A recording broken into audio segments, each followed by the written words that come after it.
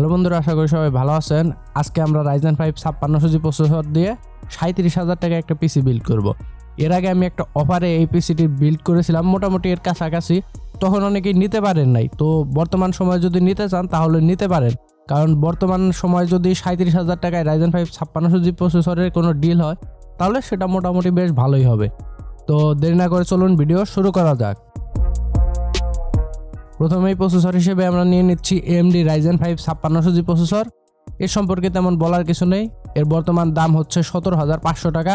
এর base frequency পাবেন 3.9, turbo frequency পাবেন 4.4, কোর পাবেন 6টি, থ্রেড পাবেন 12টি, আর বাদ বাকি যা সেগুলো আপনারা সবাই জানেন।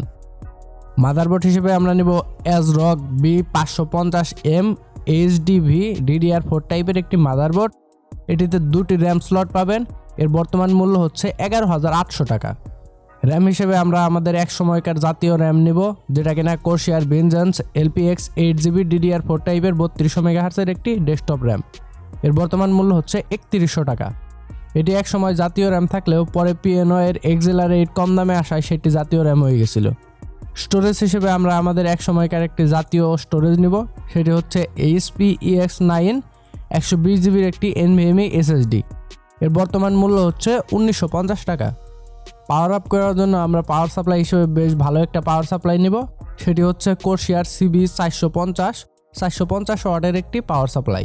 এর বর্তমান মূল্য হচ্ছে 3900 টাকা।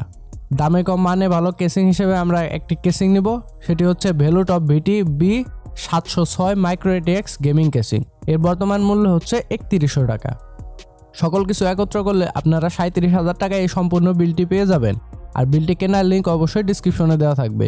এতক্ষণ সাথে থাকার জন্য ধন্যবাদ। আসসালামু আলাইকুম।